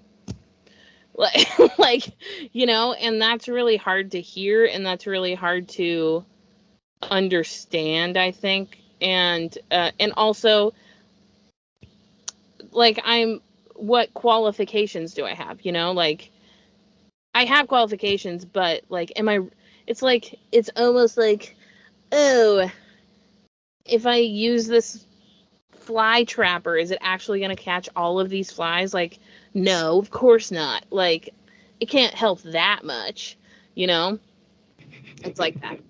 And some of it is the end result, like what the pot looks like, yeah, and how much difference is it versus like the process to get there is what you're selling. Yeah. And some people don't need it either. Like, sometimes, like, they come and they get on the TV or the screen, and I'm like, well, you look like you're doing just fine. Like, they could build value out of that affirmation too. True. Or the confirmation. Like, a lot of the times I'm like, we're not even going to talk about your first poll because it was great. Like, you know. Throw a bad one for me. Just next time do a really bad one so that I can help you. Yeah, the only thing that I constantly tell people is that when you do your first pull, you should have the top be the same thickness as what you want it to be at the very tippy top of your cup. Like, this is never taught because I think I came up with it. So, I don't know. I've never heard it being taught. So, like, the very top of your first pull should be the same thickness as what you want the top of your cup to be. And the reason is because all of your height needs to be in your second pull. And if your cup is thick at the top and you're all the way at the top of your cup trying to get that last inch of heavy clay, you're going to rip that cup in half. Yeah. So it has to be thin for the top inch so that you can just glide over it. And that's the only thing I have to tell people with their first pull usually. That's a good point. You don't ever think about it, right? You like there's no. Yeah. Don't think about it. And now I'm thinking, like, do I do that? How thick is my something that I ever considered before I started teaching over the internet. Yeah, it's a good point. Also, like, I'm thinking about when I'm teaching students in person, and a lot of times the top is thicker. And all I've ever said was, as you finish your pull, you're releasing pressure too early, and then you just come off without having moved the clay at the top. But that's a good point. Yeah, it's just, I don't know. I don't know why we started talking about this, and I feel bad for interviewing. Oh, no, it's thoroughly enjoyable for me. I have a question, Tzipporah. So how are you thinking about pricing this stuff? Because to me, it's like, it feels a little weird, like, pricing for people that are already kind of in a spot where, like, it's going to be tougher to, like, want to spend that money and also, like, be able to spend that money. And it's like, is it because I don't value my own teaching, or, you know, how are you thinking about that? So I think that, well, first of all, let me preface this by saying that in our home, we have always been tight financially. So generally, when I am pricing things in my mind, I think about what I would spend. Right. Or better yet, what my cheap ass husband, who just walked in the door, would spend. That's who I am. Good company. Ryan, not me. So I try to think about it like that. That's the first thing. Because I try to imagine, had I invested, and this is not a cheap thing that we do, had I invested the materials, the money into the materials, the wheel, if I had invested that and now I have everything in my home, how much would I comfortably spend for guidance, company, or teaching? Like, it's really, how much would I spend? So I think that it varies. For company, I would probably spend less than I would for guidance, than I would for teaching, because guidance is different than, like, I'm going to demonstrate to you how to make this from start to finish. Guidance is, just, oh, wait, just hold on one sec. That needs to be changed a little bit. You're doing great, but that's the one. So, and then company is just, we're schmoozing, we're throwing, we're having a good time. Yeah. How I think I would price it is that or how I've been thinking, is that the virtual classes, which would be 5 to 8 people, and I wouldn't want it to be more than that, would be between $40 and $60 for a class. So probably a little bit lower for just like the schmooze and throw. Oh my God. Can it be called schmooze and throw? It might just be. I better write the amount down. that Tzipporah has dropped the word schmooze in here, I feel like it's like little nuggets that. Oh, Jewish. You know what they say? Like, you need to hear something 7 times or something before you buy it. Have you heard that? Like, marketing schemes. So has that been my plan all along? No, I can't think that far ahead, guys. That has not been my plan. I have Schmooze and Throw and Pottery Anonymous. Like, if I saw something that said Schmooze and Throw, I would know that I'm getting in with some Jewish lady. Like, I would know.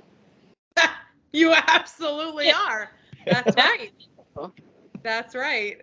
So I think like probably on the lower end of 40 to 60 for Schmooze and Throw, and then for like a guided throwing class. Becca, are you joining a Schmooze and Throw? I might. I fucking might. And then guest attendees at the Schmooze and Throw. This week's guest attendee. Yeah.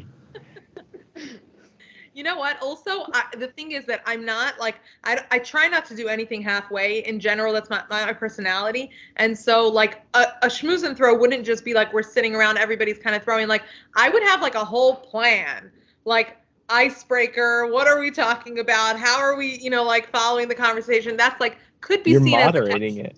Moderating 100%. Loved every minute of this, but also I want to add in that in college we had these like monthly coffee and design nights because I was in design school, and when Ryan was like, oh, you should add somebody every month, like I think you should do that. That would be so much freaking fun if you added somebody that like everybody knows like once a month, and it was like a celebrity guest. Yes, like have a celebrity guest once a month. That's like, because then if you got like this celebrity guest that you could just be like, hey, what's up? Like, tell me about your life, and it would. Or it could just be somebody that's not even like your husband could join you or something. So it's like he doesn't throw, or it's like entertaining. First of all, that insinuation that my husband is not a celebrity. Well, I'm saying like get somebody that's not skilled in throwing, and it's kind of like we're all kind of like goofing around and trying to like get you going and see like this month on Schmooze, we invite Tzipporah's husband, wedding photographer extraordinaire. That is such a great idea. Chaim says it's a great idea too. He's giggling on stage. I'd pay $15 just for that night. You could do it just once a month. A drop in, right, exactly. I love that idea. Oh man. And then just to try and bring it back to the question, and then the like demonstrative but not in person live virtual class, I think would be like closer to 60. And then the pre-recorded video, I think that's where I've been on the fence for pricing, because I really want that to be affordable. But I also don't want to like be setting myself up for like I don't want it to be too cheap. So go on. No, I've just been thinking like something like $30. $29.99. $29.99. Is it a one-time thing that's like an hour, or is it a series of you get 4 videos that go over this, or it's a package, or you pick this? Well, I don't know about packages quite yet, but at the moment it's been something like in my mind. It's been all of this is very imaginary, everybody. But like, watch me. I have 5 days. In 5 days, I will have videos up on my website, classes scheduled. This is what I do. I'm like, I just jump in. You got time. This thing's not going to come out for a few weeks, so. Watch me whip and watch me nay. Oh, watch me. That's right. Oh my gosh. Oh, I have a few weeks. All right. Challenge accepted, everybody. Okay. First 1 hour class that's $30 to be when we release this video, and Ryan will tell you what date that is because Becca doesn't know. Done. Perfect. I want to say it's going to be 2/11, so whatever the weeks are from that. It's going to be... What? We just released 2/06, so it'll be 7, 8, 9, 10, 11, 5 weeks. Jealous of your schmooze and throw. Like, I want to do a schmooze and throw. Yeah. Like, it's going to be fun. It's going to be good, guys. And by 2/11's release in 5 weeks from now. August 12th. By August 12th, we're going to have something up. It's going to be done. You just watch. But the thing is that with the videos available on the website at $29.99, for 6 easy payments of $29.99, you too can get a refrigerator, freezer, and at-home delivery. But there's more. But wait, there's more. A mini pottery wheel. Oh. And a dance. You get a dance. He doesn't even know. Chaim's from England, and he was like, "What are these info? Like, why do you?" Because sometimes I'll be like, "But wait, there's more." And he, in the beginning, way back when, he'd be like, "What are you saying?" I'm like, "Infomercials." So does he have like a English New Jersey accent? It's like very watered down English. Not New Jersey at all. But sadly, I don't hear the English anymore. It's a shame because I really did marry him for the accent. Obviously. Yeah. But so when we're around English people, he lays it on thick, and I'm like, "Oh right, oh that's cute. I like that." Yeah, it's okay. Doesn't he know that's how you keep a marriage alive? To keep the accent. Oh, he knows. He knows. Anyway, yeah. So the $29.99 video for me would also definitely include like a live Q&A afterwards, you know, with a one-on-one with that person for whatever 15 minutes or whatever it is, because it's important to me to not just be a face on a screen. There you go. Take the video and do with it what you may. You could do the whole twice a month we have a meeting. Yeah, with anyone who's like purchased the video. Yeah, that's a good call. Yeah. Because then you don't have to do it one-on-one, but you could do it like some on one. Yeah. And some people's questions might, you know, answer other. Yeah, exactly. That's a good point. Yeah. That's a good idea. Hey Ryan, what was the original reason that we were gonna, like, what was the topic originally gonna be for this podcast? Because right now we've covered. It was a lot of family, a lot of balancing. You say juggling. Right. And like also I was wondering about the kind of the mental balancing as well of like, okay, you have the family's always going to come first. You got the business, you got the expectations on yourself, you got the social media expectations. Like, what's the standard for having a business? What, you know, other people are being successful doing this. You want to do this thing. Like, how do you do it? And how do you also like cope with doing this on your own, quote unquote, but like there's no template for you. So right. I don't know if there's a question there, but no, I mean, I have, as always, I have much to say. That is just how I am.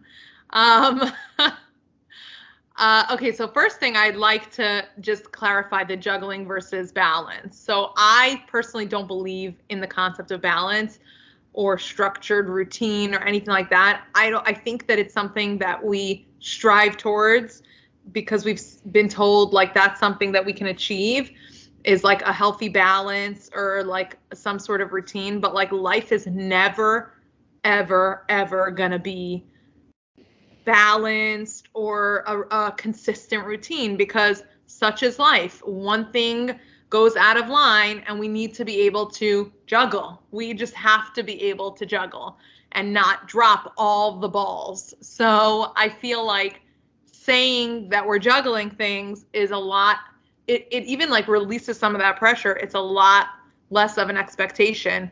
Like balance makes you seem like everything should be equal and perfect and calm, and it gives like this aura of like, you know, stability and only positivity and only like, and for me it's like that's just not, my life is havoc. It is havoc. Even percentages in the nothing even, no even percentages, exactly.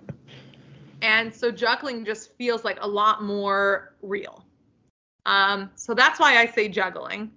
And as for juggling all the things, it's a lot. I mean, I think that the first thing is that if it's making me feel bad in any way, then I stop. So not in a... What's an example of something making you feel bad that you're just like, I'm just going to not do this anymore? So I want to like clarify though, before I give you an example, not in a, this is hard, I don't want to do this, I'm going to stop kind of way, not in a cop-out way, but rather in a, I'm being very in tune with my mental health and how I feel, and something needs to change because something doesn't feel good. It doesn't feel right. So whether that is I'm scrolling through Instagram and following certain people and I'm feeling really jealous or competitive or unhappy for their successes. I never, ever want to feel like somebody else's successes means my failure. I never, ever want to feel like, they're doing so well. No, I want my knee-jerk reaction to always be, they are succeeding. That is incredible. I'm so happy for them to succeed. I can feel at the same time, I really want to succeed too. But because we're human, we're so complex, and we can feel two contradictory emotions at the same time. I can feel like I'm so happy for them to succeed at the same time as feeling like I want to succeed too, and I wish it was, me succeeding. But I never want my knee-jerk reaction to be negativity. And so if I'm scrolling through Instagram and I'm feeling that, I'm like, stop, something needs to change. What's going to shift? How am I going to adjust this juggling right now? So like, that's just one example. Or in my home life, right? If I'm like spending a bunch of days focusing on all the home things and the family things, I'm cooking dinner, I'm grocery shopping, I'm cleaning, I'm doing laundry. My life is very domestic.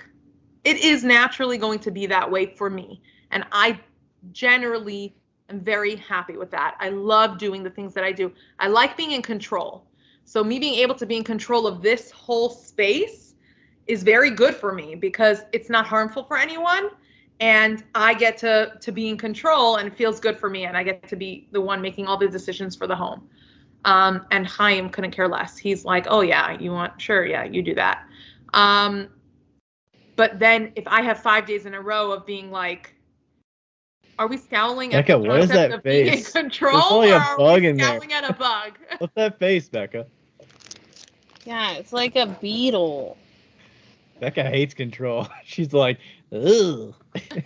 She's like, what is that? Oh, it's like some kind of beetle or something. It's a bug. Okay. Also, on your left shoulder. It just fell down, and I didn't realize how big it is. Oh, that's a different beetle. Oh, do you have a beetle collection in there? There's a lot of beetles in here. Unknowingly. I think I'm going to turn off my light. Or close the door might be helpful. Yeah, one of those. I turned off my light to get the beetle out of here. You need to up the brightness. Okay, there. Well, the light's back on. Okay, the light's back on, but the second beetle's out. Hold up on. Your screen brightness. I know. There we go. Okay. All right, control in the household. Right. Tzipporah, take it away. Right. Well, the example that I was giving was just to say, if for a few days in a row I'm focusing very much on my home life, and I start to feel resentful or like I'm neglecting myself, I'll stop and say something needs to change. Something needs to shift. I need to adjust how I'm juggling things. And that's going to be a moment where I say, all right, tomorrow I'm going to go on a hike, or I'm going to go to a museum. I'm going to do something for me, or I'm going to go down to the studio or whatever it is, and I'm going to focus on myself. So I think like finding that system of juggling things and having the support from the people around me to do that is what allows me to kind of focus on all the things at different times and be healthy about it. It's really important to me. I think that the social media thing and like being mindful about how we are in that space is like a whole nother thing. That's a whole nother thing. For the juggling and the adjusting on the fly, is that something that you do internally with yourself, or is it something that you have to talk with Chaim about? Is it something that you talk with friends about, or is it just a self-imposed, like, I need to be self-aware enough to know when I need to shift? I mean, it's yes to all of the above, but I think that at the very, very foundation of it all is self-awareness. Because if we don't know what we need as people, then how can we even communicate to our partners, our friends, our children, how to adjust that and get our needs met?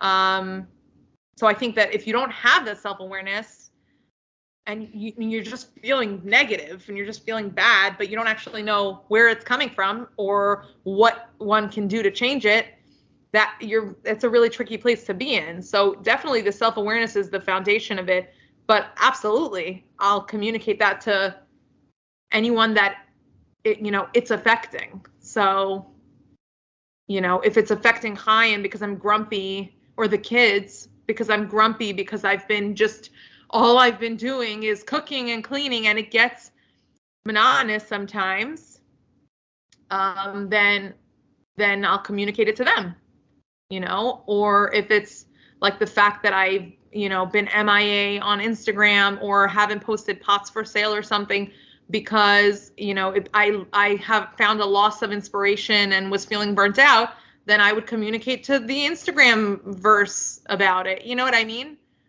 Mm-hmm. So I think like it's yes to all. Yeah. Sometimes I'm like, when I see those posts, sometimes I'm a little cringing in the back because I'm like, people don't have to tell you that they shouldn't tell you that they shouldn't be sorry for not being on Instagram. They should I think it's be. But yeah. I think it's also kind of cathartic as well to be like, I'm giving myself like grace by putting it out there as well. Well, I also think I wasn't even like talking about, I'll talk on my stories sometimes or a lot. And so I'll talk things through on there sometimes. But if somebody's making a post about being MIA on Instagram, I think that sometimes it's for them, but I also think it'll give a lot of people permission to do the same. And like the feeling of like, oh, whoa, wait, if that person that I follow also got burnt out, that's normal. It's normal that I'm feeling like super grumpy about what I'm seeing on here and really frustrated and isolated and lonely. Oh, I'm not alone. And that's an incredibly important thing as well. Sometimes It could be cringe, I get it. But it's not a message for you then, Right. Yeah. That's true. I have something very, very off topic, but do you think I could pull off being bald? Because we can't see your hair. Let's just clarify why Becca's asking this question. That is because Becca's in her dark van, and we just see her face, and she looks bald. And the answer from my perspective is, yes, I think you would look great bald. You have a very good shaped face. You do. Well, it's not my full head, but I didn't expect myself to like myself this much bald. Like, it does look really good. Do I want to go run to a dark room to see how I would look bald?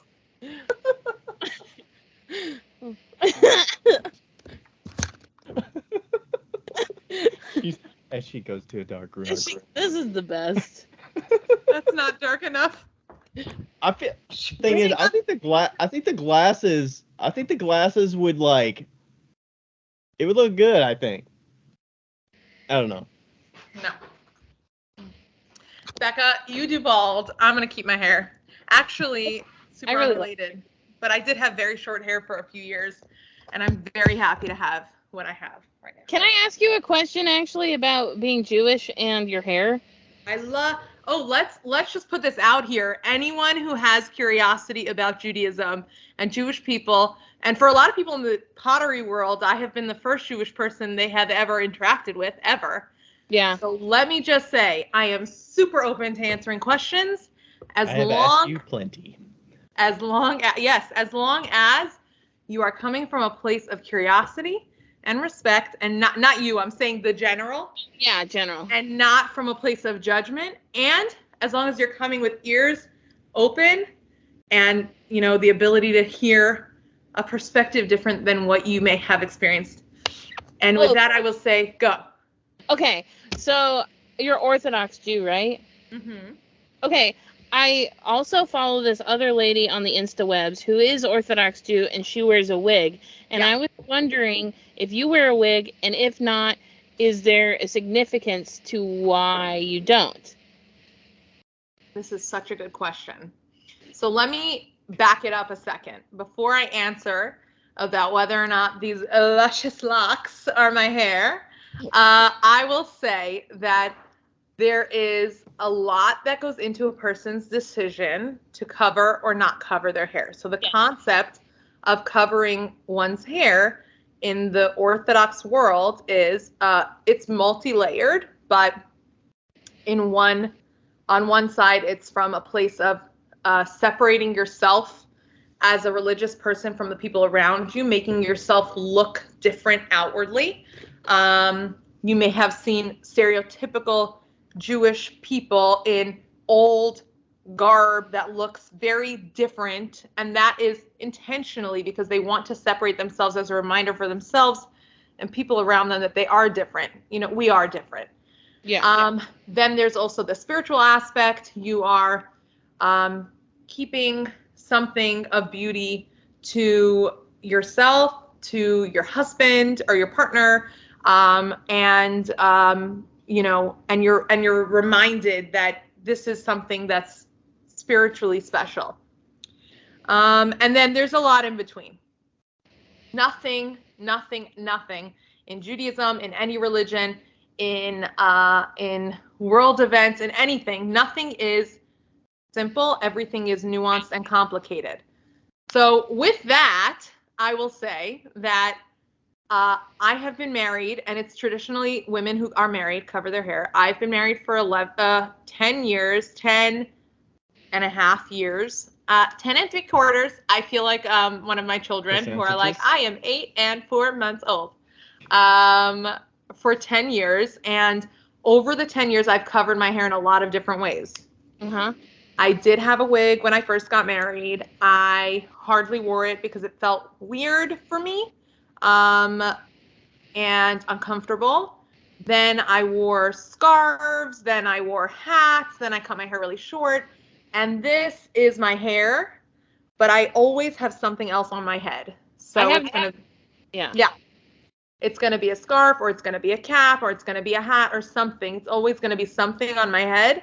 And that's like a very personal choice. The journey has been, and it's a very personal journey, and my belief firmly in any religious world, this is what my belief is it should be, and it is how I teach my children, is that the choices that we make when it comes to religion are between us and God, and nobody else can judge and nobody else can make a decision for you.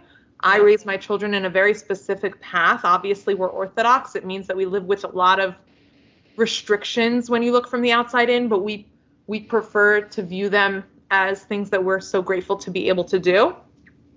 And this is one of those things. I was raised that covering your hair is a no-brainer. That's something that you do when you get married. But when it comes down to it, it's not anyone else's decision but mine. Yeah. And so, this has been my journey. So love that you asked that question. This is my hair. Well, yeah. Beautiful. Thanks. I'm very proud of it. That's all of it, right? I respect all of it. I think it's really fascinating. Anyway, yes. I know that it's so fascinating for people, and I feel that way about things that I'm, I have no knowledge on. Specifically when it comes to religion, and when it comes to something that's so different. It's so different. Well, and I think especially for me, like, Judaism is not necessarily just a religion, but it's an entire culture. And like, because there's been such a vast history with Israel, and like just the way they've been treated everywhere and forever, and so for me it's just a little bit different. You guys have it's not like you're just like, I chose to be a Christian.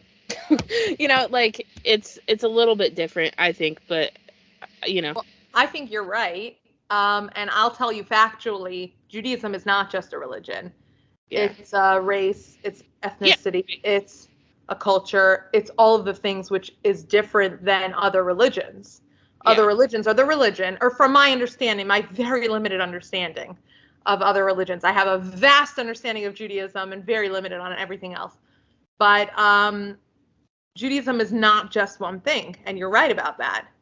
And you know, it's really not simple. And you know, I always appreciate having conversations about it, especially because I'm so willing to answer people's questions, and you know, and I'm not, and I think that because of that, I am very happy to give people a hopefully a positive experience with Judaism. Hopefully. Yeah, we definitely don't breach into topics typically that aren't about pottery. How do I know that? How do I know that you don't do that? Because I asked that question at NCECA. You're on the end of that episode that we did from the NCECA conference talk that we did. So if you recognize her voice, that's where you heard it. Yeah, for sure. And while I have this as the topic, Ryan mentioned to me. What was that question, by the way? So Ryan, you mentioned to me that people were like, "Oh my God, is she mad, or is she like insinuating that they should?" Or what was the question? Felt that way. Absolutely not. Okay, so the question was, do you ever feel like you have, if I recall correctly, do you ever feel that you have a responsibility to talk about hot topics like this? Yeah. And you very wisely said that you probably intentionally do not have those kinds of conversations because this space is not about that. And there are many spaces that are about that, and you don't need to be. And you can be clay focused and light and educational and, you know, fun.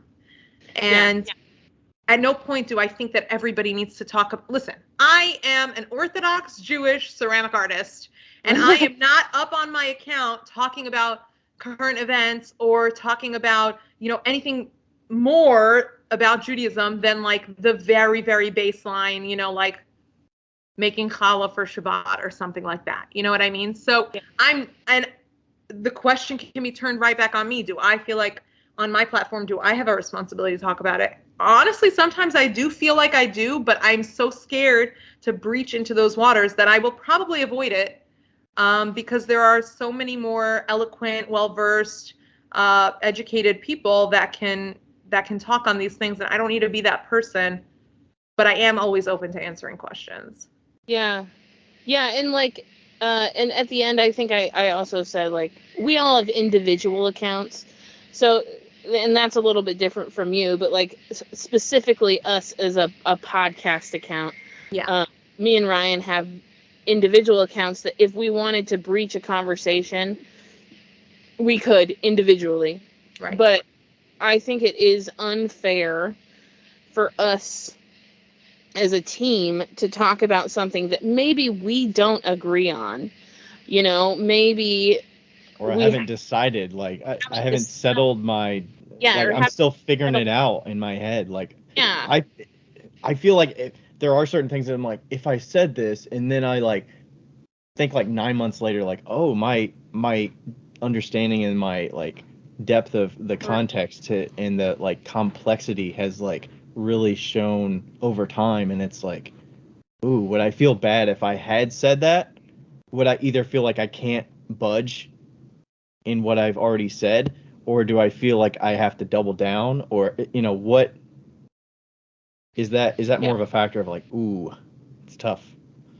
I think that it's really sad that we live in a time where we're scared to say what we think for fear of like the repercussions of that, or changing our minds or something like that. Like, Ryan, you can have an opinion today and change your mind tomorrow, and that is normal because we are always changing and always taking in new information. And I'm not saying that you should now suddenly share things and then be okay with changing your mind, because I get that fear. Like, it makes sense. It makes sense because that's where we live right now, in a time where it's not cool. People are, you know, and I don't want to get too into it because I don't want this to be the vibe, but I'll just say, like, people that are canceled for something that they said 10 years prior or something like that, like, we're not taking into account that people change, and people do change, and people learn new things, and people's perspectives change.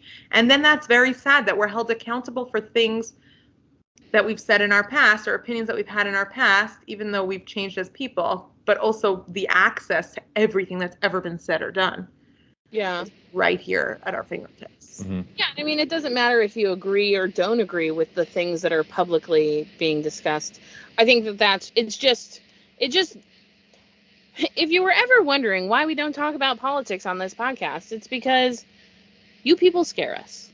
And there's always somebody you're not going to satisfy. And like online, just like you're saying, the number of people that listen to us, like the number of strangers that have access to what you're saying and parsing through and like picking through, like what's the meaningful conversation and all of the, like, they might not know you as a person, so there's like judgments of the text on the screen, and there's no risk for them to say that through a screen to you. Yeah. Yeah, and they don't really care whether you actually are that person that they have in their mind or not. And they do they really want to have that conversation, or do they just want to like own you or like you know, say something that shuts the conversation down, or is like, hey, you're not accounting for this, like, you know. Yeah. And I'm like a lot more vocal on my personal page than Ryan is. Mm-hmm.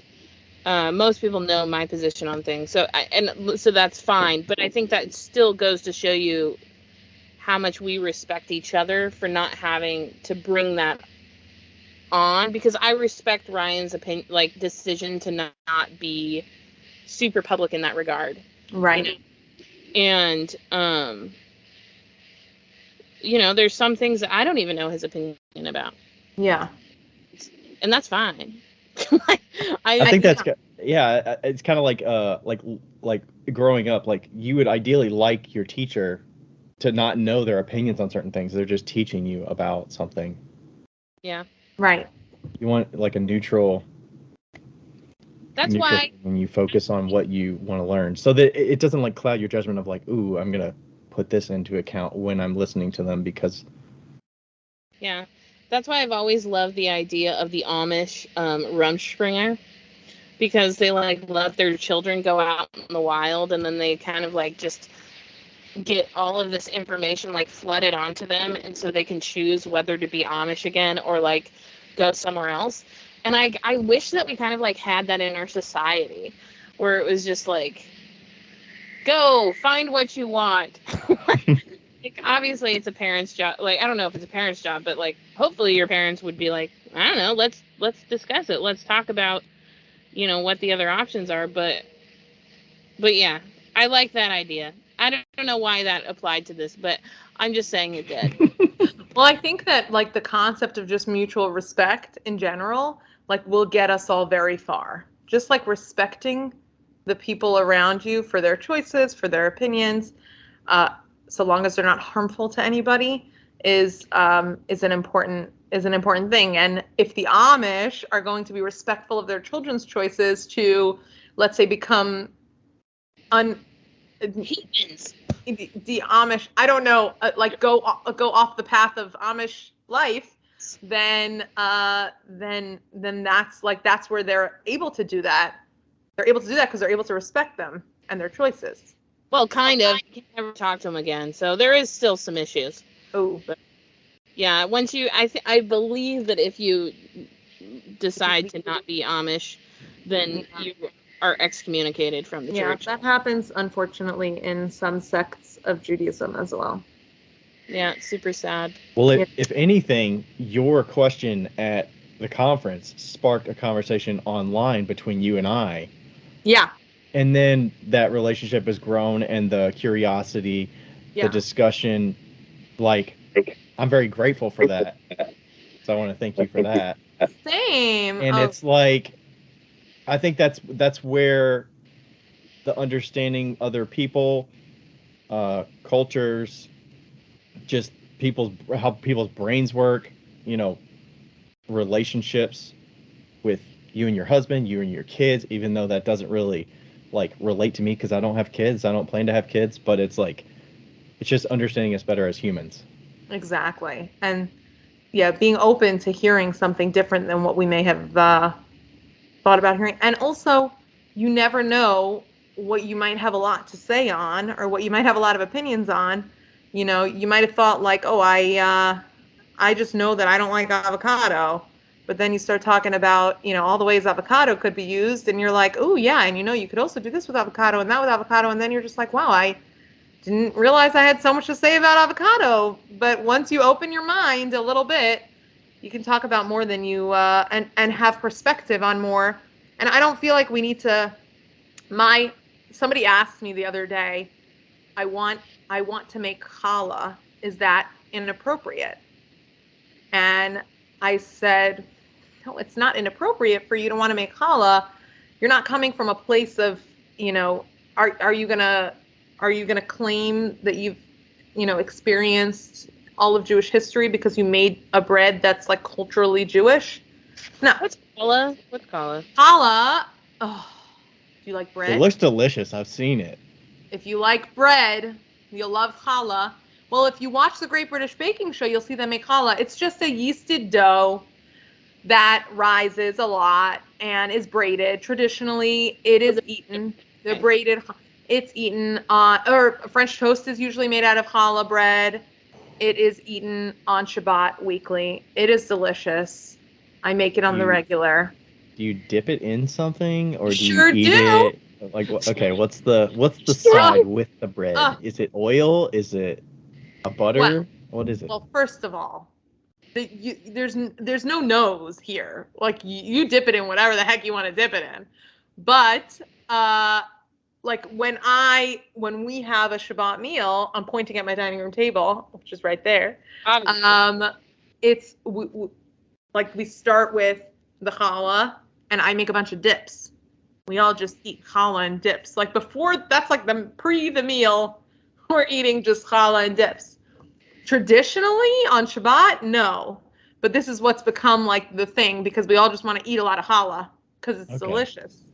Is it a sugary bread, or is it like sweet, or is it? Well, that like depends on the recipe. It's not not necessarily a sweet bread. It's not savory. It's just bread. Okay. It's delicious if you like bread. I do like bread. Yeah. But I think so. Then you should try making it. It's a long process. So what is your dip of choice then, or do you always just change? You're just like depends on Shabbat. Hummus is always delicious with challah, or with any bread. Okay. Tahini. But I make pesto. I make matbucha is like a tomato, pepper, onions deliciousness. That's a good one. Pesto, did I say pesto? Everybody loves pesto. Garlic confit. I mean, it's all delicious. You let me know when you're coming over for a Shabbat meal. I was going to say, is Shabbat specifically only for practicing Jewish, or is it you can welcome people that are not Jewish to? Well, I think that's like case by case, but I have had loads of friends, family, people that are Jewish, not religious, not Jewish, anyone who wants to experience it. Like the only thing that I've ever asked is like the respect for the space. So it's what do we do on Shabbat? We are completely disconnected from everything. We're not working, we're not doing anything. My phone is not out. I don't wear my smartwatch. I wear a regular watch. We're not turning on and off lights. We're not cooking. We're not we're not driving. You're not cooking because you prepare everything on Friday night. Everything's prepared on Friday. Yep. Yeah, because they can't work. Can't work. Yeah. So it's like a. Do you like? What's the toilet paper rule? Are we like? Oh my goodness. Where is that coming? Where have you heard that? The toilet paper.